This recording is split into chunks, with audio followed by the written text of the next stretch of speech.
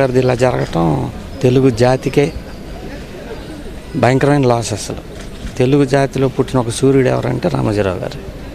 పత్రికల్లో కానీ, సినిమాల్లో కానీ, అసలు వ్యాపారంలో కానీ, హోటల్స్లో కానీ, దేంట్లో అయినా ఒక స్టాండర్డ్ మెయింటైన్ చేసేవాళ్ళు. నేను డైరెక్టర్ అవ్వడానికి కారణం రామోజీరావు గారు. ఆయన వల్లే నేను డైరెక్టర్ అయ్యాను. నా ఫస్ట్ సినిమా చిత్రం ఆయనే ప్రొడ్యూసరు. 20 నిమిషాల్లో ఓకే చేశారు ఆయన. మెయిన్ ఏంటంటే రామోజీరావు గారికి ఒక సిస్టమ్ ఉంది, పద్ధతి ఉంటుంది. ఏం చేసినా సరే పద్ధతి ప్రకారం జరుగుతూ ఉంటుంది. ఈనాడు అవనండి, రామోజీ ఫిల్మ్ సిటీ అవనండి, ఏదైనా సరే మనం వెళ్తే ఆ సిస్టమ్ ఫాలో అయితే అయిపోద్ది పని.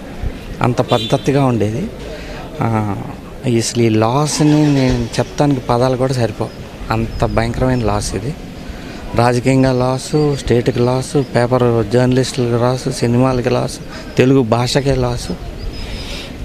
అసలు ఈ లాస్ని మళ్ళీ పోడ్చలేం. నా టైంలో నేను చూసిన అతి గొప్ప తెలుగు వాళ్ళలో, అతి గొప్ప భారతీయుల్లో ఈయనొకడు.